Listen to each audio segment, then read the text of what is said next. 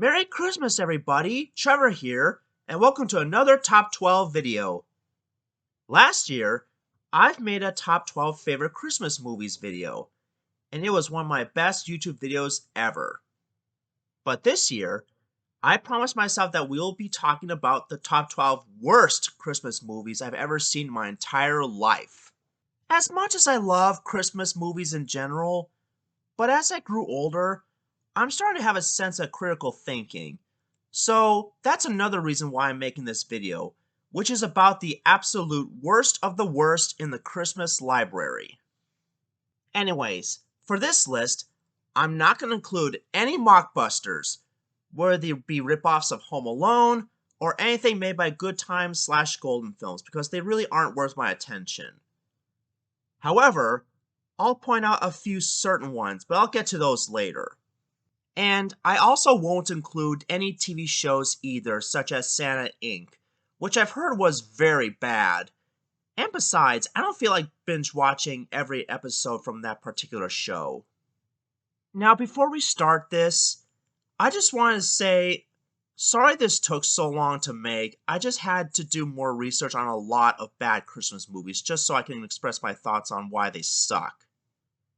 And furthermore, if you like any of these movies, then that's totally fine. It's just my silly personal opinion. Okay, with that out of the way, let's start off with number 12, which is 8 Crazy Nights. This is one of the very few known holiday specials that's centered around Hanukkah. And I've got to say, this one is awful. Why? Because for one thing, it's a complete ripoff of A Christmas Carol. Secondly, it's got a very unlikable protagonist named Davy Stone, played by Adam Sandler. And to be honest, I don't really like Adam Sandler that much. Not because he's Jewish, but because he's painfully unfunny. For example, there was this one scene where he tells off a fat kid by telling him to wear a bra, which causes the kid to cry. How rude! Another example of an unfunny moment was this one unfunny knock-knock joke told by this mayor, which causes almost everyone at the party to obnoxiously laugh, including these kids who had runny noses, and that Chinese restaurant guy ripping his shirt off and banging his head on the table. What do you want me to say about that?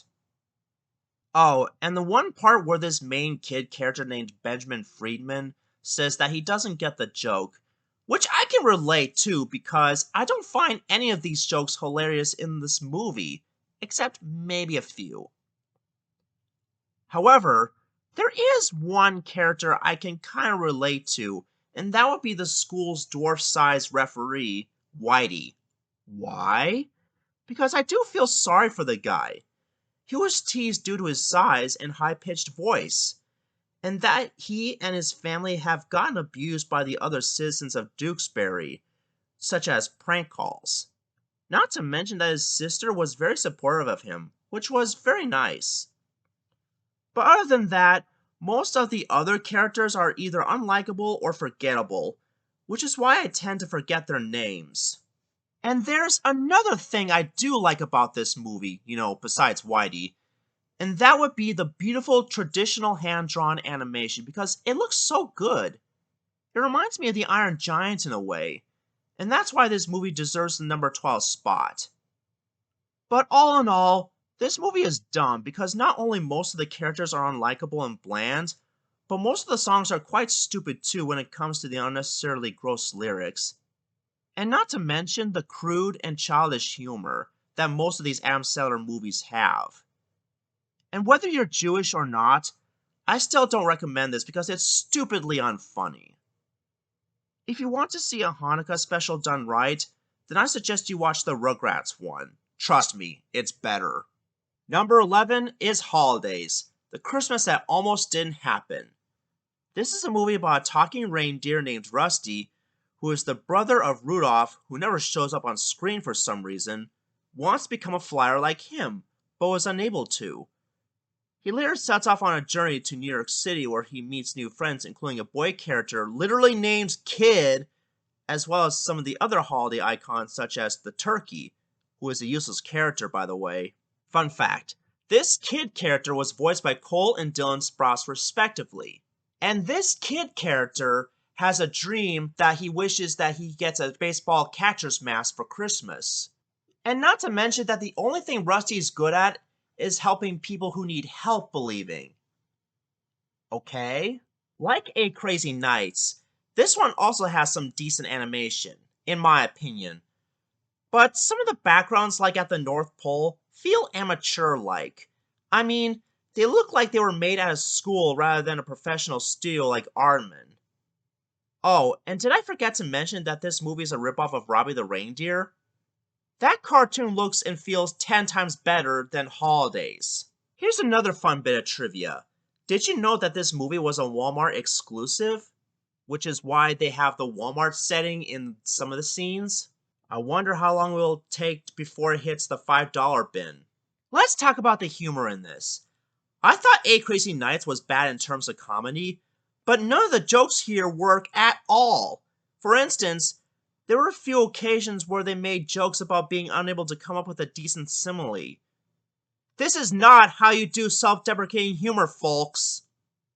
Overall, this movie is terrible. The jokes aren't funny, the characters are stupid and forgettable, and the story itself could work if it was made into an animated short on some show like Robot Chicken instead of its own movie.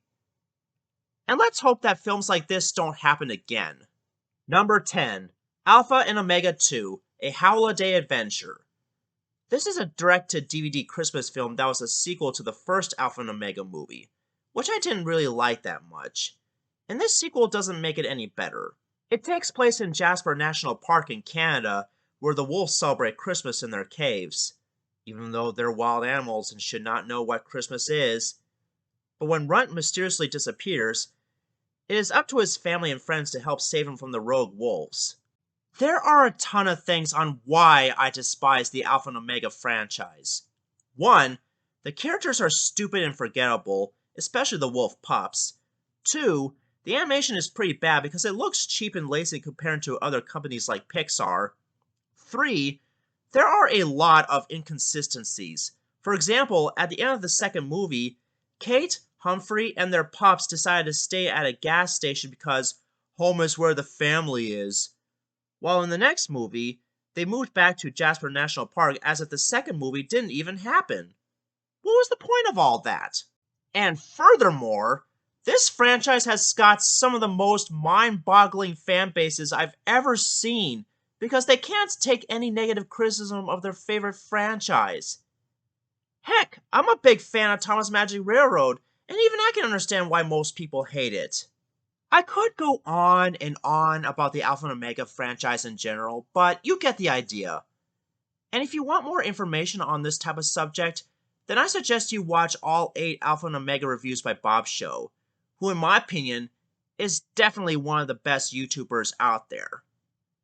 Oh, and did you know that this stuff was directed by Richard Rich, the guy behind The Swan Princess and a few Disney films from the Dark Age? Man, most of his films these days suck. In conclusion, Alpha and Omega 2 is nothing but a pile of wolf dung. And as much as I love wolves in general, this movie series is a waste of time. Don't watch it. Number 9. A Very Minty Christmas. You know, I've always hated Generation 3 of My Little Pony when I first saw it on television. I didn't like their commercials, toys, and I didn't want to binge watch every single cartoon from that decade because of its overly annoying characters and their voice acting. And I have to say, it's easily the worst generation of My Little Pony in my opinion. Say what you want about Friendship is Magic, at least it was respected by Hasbro. In fact, it's an improvement over Generation 3 in terms of writing, animation, and characters. Not to mention that it was one of my new favorite cartoons from the 2010s along with Sonic Boom. Let's look at a perfect example of a terrible My Little Pony holiday special, and that would be A Very Minty Christmas. I first saw a review of this by the mysterious Mr. Enter back in his glory days on YouTube, and it was one of my favorite reviews when it comes to My Little Pony in general. In fact, my favorite part was when every time there was something suggestive like an unintentional kiss or some sort between these ponies, he's like, "Stop giving the shippers ammo!" Man, that was funny. Anyway, back to the movie. As the title suggests, this is a Christmas special starring Minty, an aqua green earth pony who accidentally broke one of the pony's Christmas traditions. And it is up to her to find a way to save the celebration for all of her friends in Ponyville. Here's a fun bit of trivia. In G4, Christmas was known as Hearthwarming Eve, and it has a lot of similarities to the regular Christmas celebration. But here, they somehow knew what Christmas really is. Yeah, I think this worked better in Generations 4 and 5 than here. One thing I hate about this Christmas special is not only the ugly character designs at the time, which didn't age very well, but also the annoying songs, or at least most of them are.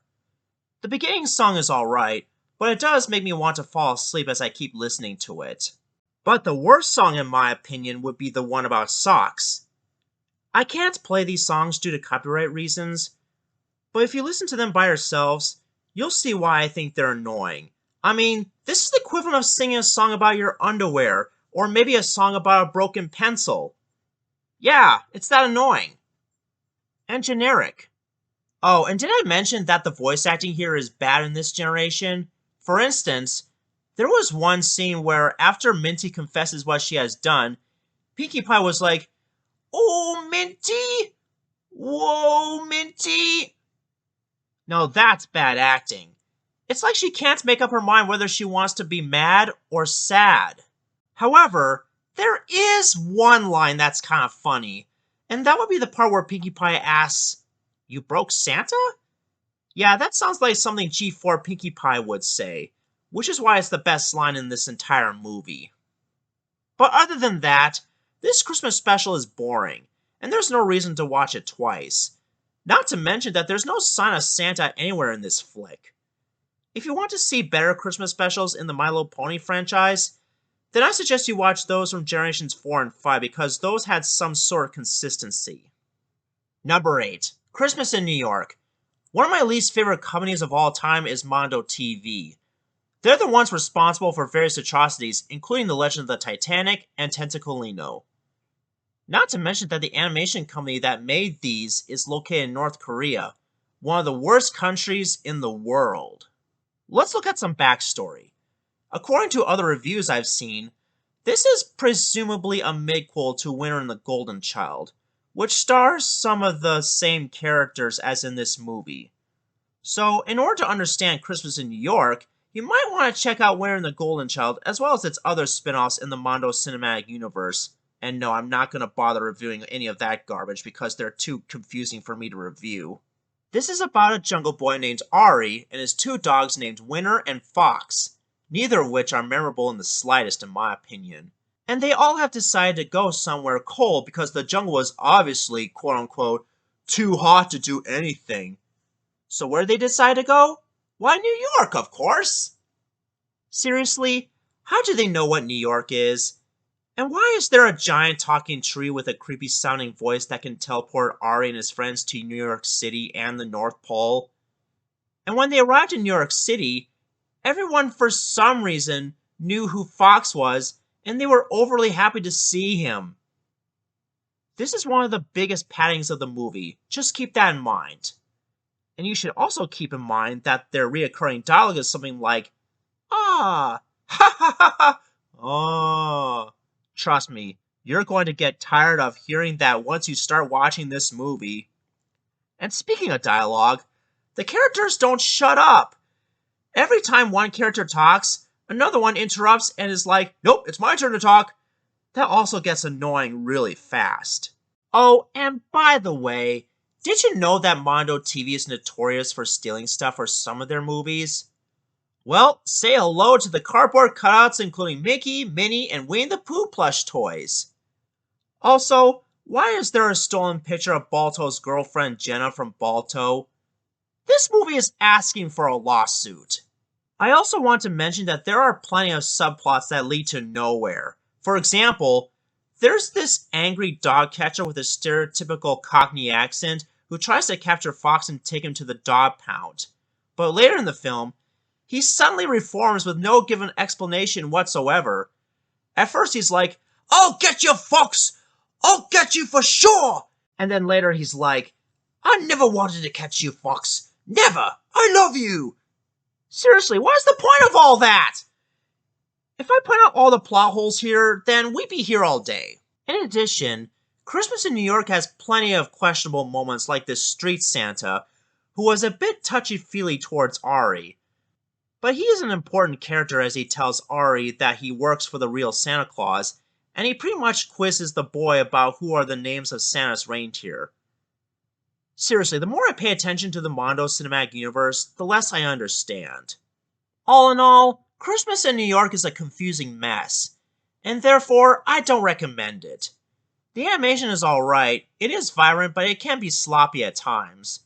The characters are stupid, weird, and annoying as hell. The dialogue barely stops, and the story makes no goddamn sense. I swear, these bad movies are like bad fan fictions that came to life by studios. And I can't believe that Italy is a part of this production too. Let's just move on to the next candidate. Number 7. Little Goby and the Big Christmas Adventure.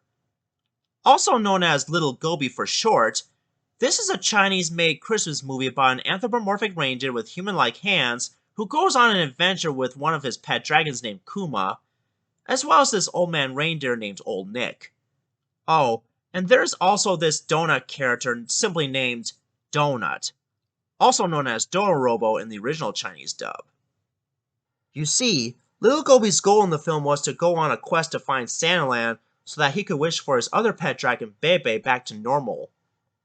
Meanwhile, Old Nick comes along because if he couldn't get to Santaland too, he'll disappear forever. And spoiler alert, it turns out that he was Santa Claus the whole time, and despite being a reindeer, he can drive a magical flying motorcycle. There are so many things wrong with this movie. First off, Santa is supposed to be human, not an anthropomorphic reindeer. And if he is the real Santa Claus, why isn't he in Santaland doing his usual job instead of having to stay with Goby all the way? Oh wait, I forgot. You were just trying to test Goby if he's serious about saving Bebe. Well, screw you! You didn't have to do a fake-out death just to test Goby's mettle, you know. And furthermore, what did Goby even learn? He was already caring for others, including one of the pet dragons who he had to save. The message here doesn't make any freaking sense. What was the point of all this? Oh, and I also want to mention that this movie has nothing to do with Christmas. Sure, we do get some classic Christmas song instrumentals like Hark the Herald Angels Sings, but that's the only decent thing about this movie. But what barely makes this anything to do with Christmas is that the settings and characters make no sense. For example, why do we have these giant elephants and flies making and sorting presents? Shouldn't that be an elf's job? Not to mention, there's another dragon character who is in charge of this factory and is seemingly a bad guy. So let me get this straight. Dragons are not only pets, but can also be people in this world? Make up your mind, movie! You can't do both ways at once! Overall, this movie is god-awful. No offense to Chinese people in general, but can't they at least put some heart and effort into this pile of shit? This is one of the most pointless movies I've ever seen in my entire life. It's just like a Chinese knockoff of some sort, except it's trying to be an original story or something like that. So therefore, I don't recommend this to your kids and family because it's just a confusing mess that nobody wants. Number 6. The Nutcracker in 3D. Also known as Nutcracker the Untold Story, this is an adaptation of the original Nutcracker except it takes place in 1920s Vienna. It stars a young girl named Mary, played by Elle Fanning, who receives a Nutcracker doll from her uncle Albert Einstein, played by Nathan Lane, and when the Nutcracker comes to life that night, he and Mary go on an adventure to save the kingdom from the evil Rat King, played by John Turturro. This film has been criticized for its confusing story, bad direction, awful acting, the fact that the rats here have similarities to Nazis, and that the whole movie was far from the original ballet's source material. And rightfully so, because this movie is the absolute worst adaptation of the Nutcracker I've ever seen in my entire life. Yes, even worse than the nuttiest Nutcracker. What's disturbing about this is not only the Nazi rats, but they also burn toys in a crematorium, which makes me so uncomfortable. There are other things that make no sense, such as this little black girl who could breakdance, even though they never had breakdancing in the 1920s. And another example is this chimp character who could break through a mirror as if it's a portal of some sort. Just because it's a movie doesn't mean you have to abandon all logic. Oh, and I'll admit, this shot is quite scary, but that doesn't excuse the character costumes in general. In addition, I want to mention the songs. They're not very good. They're just forgettable like everything else in this godforsaken movie.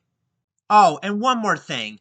At the end of the movie, it was revealed that the Nutcracker's real name is Nicholas Charles.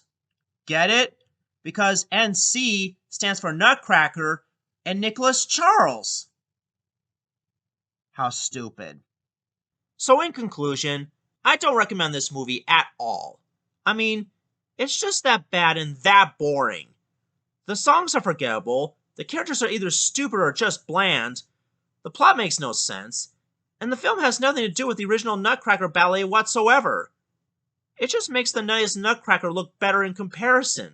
Number 5. Home Sweet Home Alone. You may remember that I put Home Alone as one of my all-time favorite Christmas movies, but when it comes to the sequels, most of them are terrible. And in my opinion, the absolute worst one of them all would have to be Home Sweet Home Alone. To start off, the kid portrayed here, whose name was Max, is not only a selfish brat, but a very unlikable person. He just wants his family to go away and wants nothing but attention. Not to mention that he treats the burglars here like shit. And these burglars were known as the Mackenzies. The reason the first movie worked was because, for one thing, it had clever humor. 2, it's got some likable, memorable, and interesting characters like Kevin, Harry, and Marv. 3, it was original, creative, and refreshing at the time. And most importantly, it had the Christmas spirit! This sequel, however, doesn't have any of that. For instance, the burglars here were portrayed as good guys with good intentions. All they wanted was their original property back, as well as an expensive doll. But the kid here just keeps torturing them without a second thought. In other words, Marx Mercer is the real antagonist, not these two burglars who just wanted what's rightfully theirs. Oh, and the traps here are very torturous and not funny. There was one scene where Pam Mackenzie gets her feet burned by flaming Hot Wheels cars, and then she cries in misery after the fire was put out. How dreadful is that? And another example was when Jeff Mackenzie gets hit in the head with pool balls. Ouch! Honestly, I want to laugh at this movie, but I can't help but feel the pain that the Mackenzies are having. I mean, come on, Max Mercer. Just give them the damn doll back!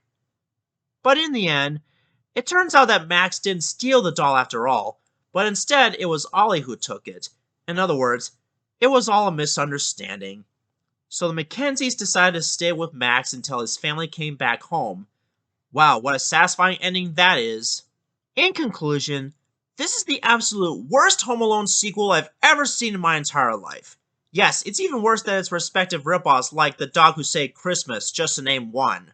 Home Sweet Home Alone is mean-spirited, its humor is atrocious, the main character is loathsome, and the traps themselves are extremely torturous and violent, even by family film standards. And that's why it deserves the number 5 spot.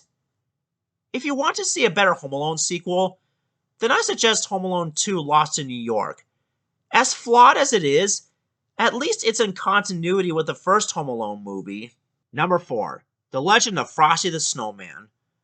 This is supposed to be another sequel to the original Frosty the Snowman by Rankin Bass, except that it's worse than any of the other Frosty sequels I've seen. In the original Frosty, some group of kids built a snowman and gave him the magician's hat, which brought him to life, and all he wanted to do was sing and dance with the children who made him.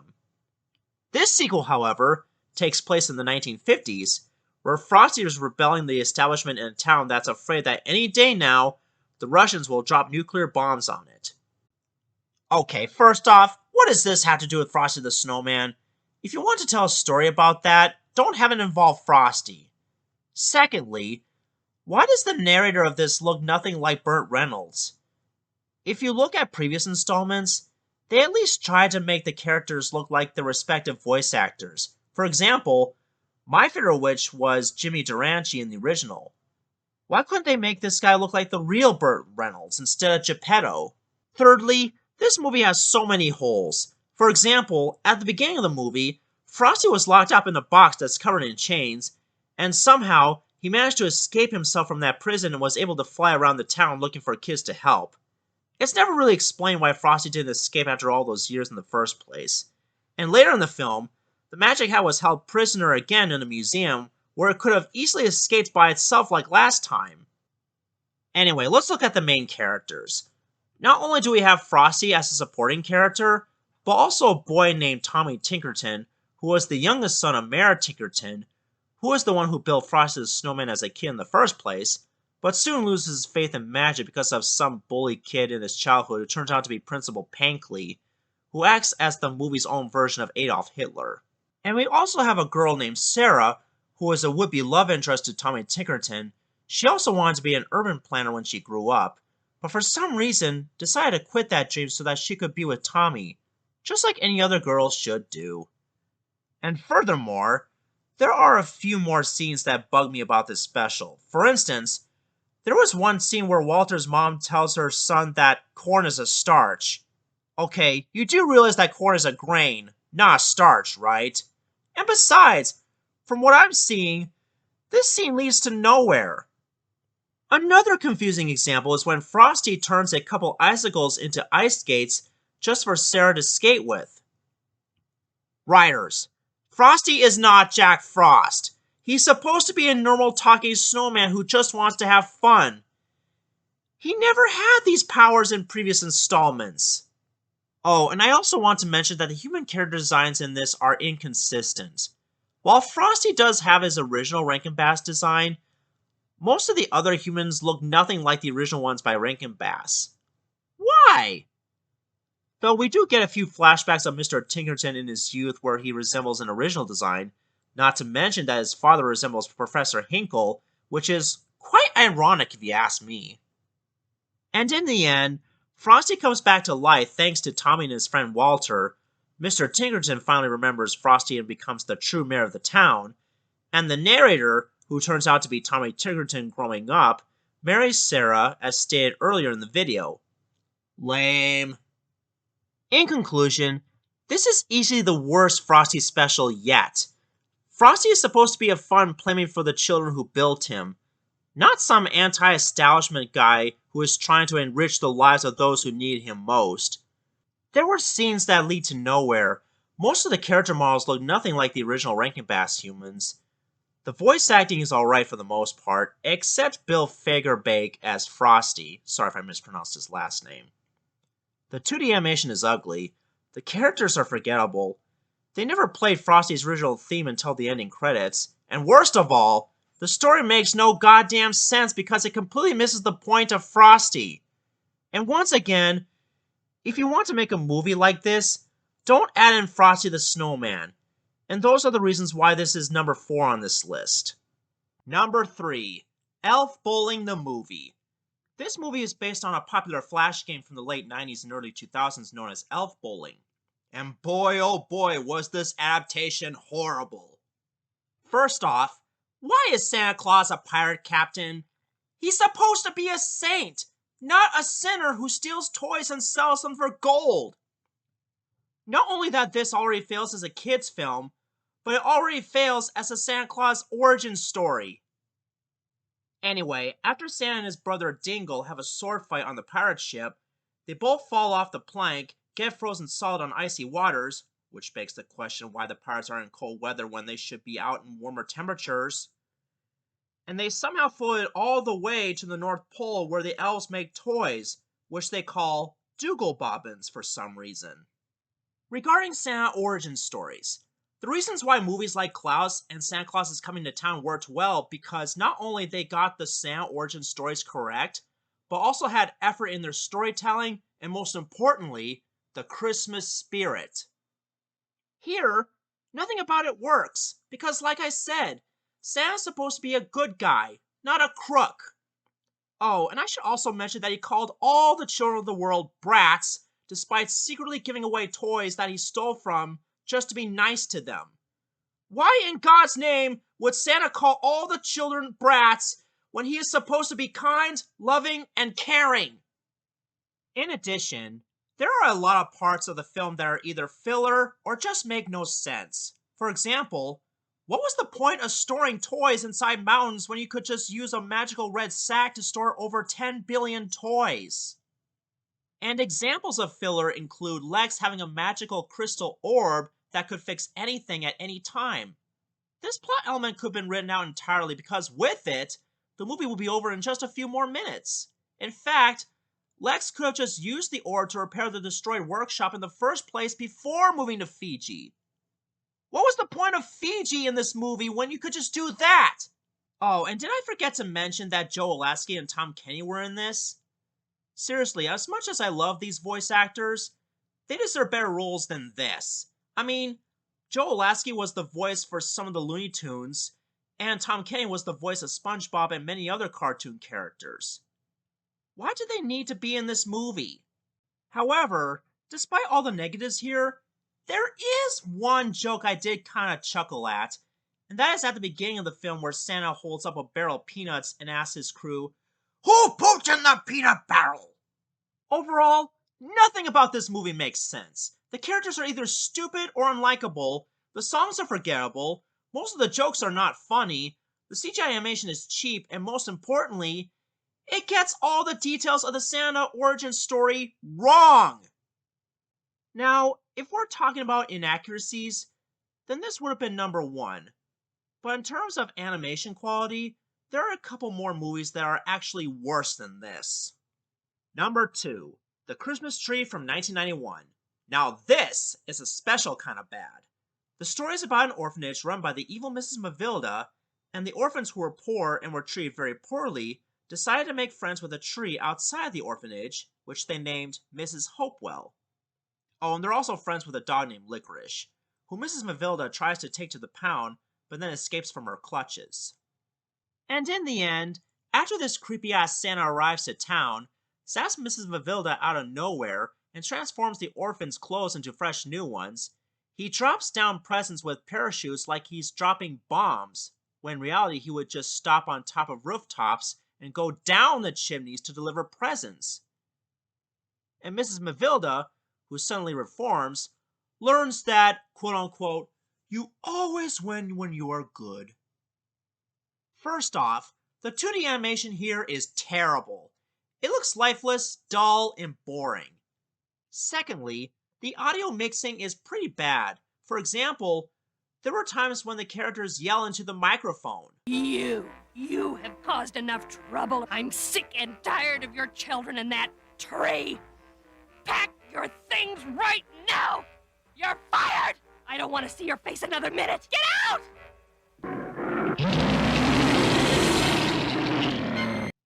And there were times when I couldn't understand what the characters were saying. The tree that's like Mrs. Hopewell, because he has special reindeer to pull it, and each one has his own special name. I wish my little teddy bear had his other arm. Because you're the only one that knows where his office is. Remember when you came here with your parents? You guys came from there. Oh, and there were also bland characters that sound so monotone that it bores me to tears. Our story takes place in an orphanage with some children and a pine tree. The orphaned children lived under the control of the evil rules of a lady named Mrs. Mavilda. We come from the mayor's. I know. The mayor just called. I'd better go now. Take good care of yourself and the children, Judy. And furthermore, the worst possible part of this movie, in my opinion, would have to be its message that You always win when you are good. that is a terrible message because it has nothing to do with Christmas whatsoever. I mean, Christmas is about a time for giving and being kind, not this half-assed moral.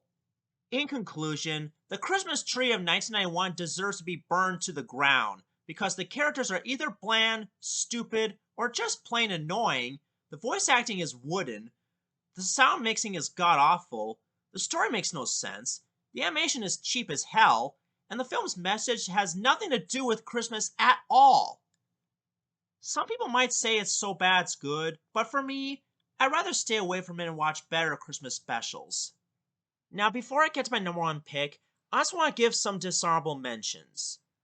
A Miser Brothers Christmas. I think this movie is average. The animation is decent, and it's nice that they brought back the original voice of Heat Miser as well as Mickey Rooney as Santa Claus. But the story could have used some more work, and I think they could have hired a better new voice actor for Snow Miser. Rudolph and the Isle of Misfit Toys. This one is also passable. I think it's an okay sequel to the original Rudolph, but the animation looks cheap, and most of the songs are forgettable except for Beyond the Stars, which is the best song in the entire movie in my opinion. The Nuttiest Nutcracker. First off, it got beat out by the Nutcracker in 3D because at least it tries to be faithful to the original Nutcracker formula. Secondly, as awful as this looks, I'm going to save my thoughts on this one for another video next year where I discuss my least favorite childhood films. Rudolph and Frosty's Christmas in July. Well, it is a confusing mess, but I'd rather watch this over The Legend of Frosty the Snowman any day. Besides, it had potential to be really good if it had better writing and direction, that is. The Grinch of 2018. I actually think it's so-so, but not as good as the first two adaptations of the classic Dr. Seuss tale in terms of humor and charm. Christmas with the Cranks. Honestly, I think this movie is average. And it's not as bad as most people think, in my opinion. I mean, I do like the actors Tim Allen and Jamie Lee Curtis, but at the same time, it's not my most favorite Christmas movie of all time. Let's just put it that way. And my number one absolute worst Christmas movie of all time is Rap City Street Kids. Get ready, Santa Claus, to start decking the halls with gifts from my Christmas list. Oh my god, where to start with this one? I thought the Christmas tree was bad, but this is worse. I'll tell you why.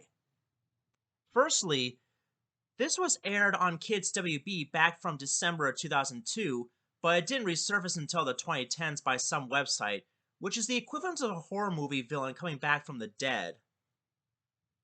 At least the Christmas tree was made by a smaller company, which eventually went bankrupt. But Rhapsody Street Kids?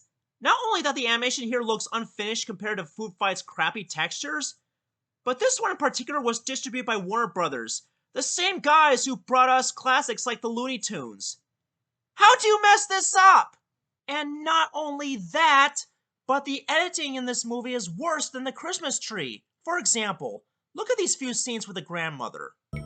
Oh, see, for the kids nowadays, you just got to go for another it. Christmas. Now, reports did say that the voice actors for her had actual dialogue, but for some strange reason, the sound mixing here is so glitchy that I can't understand a word she was saying. But then I learned this from IMDb. I thought my editing was bad, but this is Kids WB for crying out loud. I expect better from them. Here's another example of bad animation. Look at the walk cycle by Ricky Rogers. When he's walking, it looks like his feet are tapping on the ground. It's almost like he's doing a poorly made dance. Anyway, the story is about a poor preteen named Ricky Rogers who wanted to give his precious teddy bear to his crush Nicole.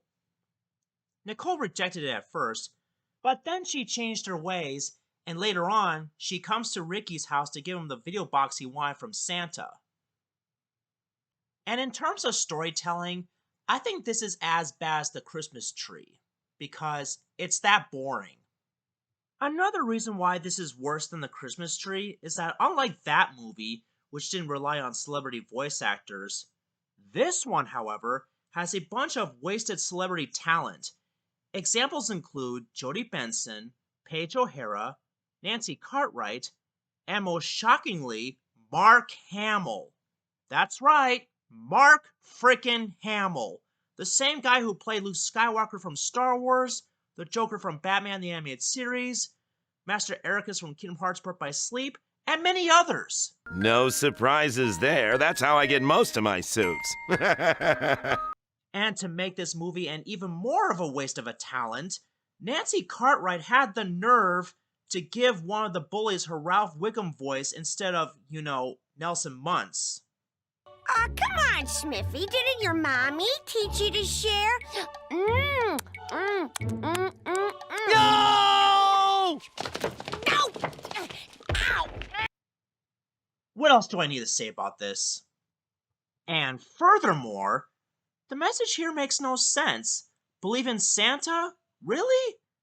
You guys do know that Christmas is about the birth of Jesus Christ, right? Heck, I'm a Christian and I don't really believe in Santa Claus. Sure, there was an Orthodox bishop of Greek descent named St. Nicholas, but I highly doubt that anyone could deliver presents all in one night, especially this guy. But what bothers me most about this film is this one uncomfortable scene. Ouch! Ow! Ow! Miss Parrington, get him away from me! Get him away from me. That means he likes you. Oh yeah, because whenever someone starts harassing you like that, that means that they like you. Seriously, folks, that's a horrible message because that's not always the case. Some people bug you because they're either trying to piss you off or just want to make your life miserable.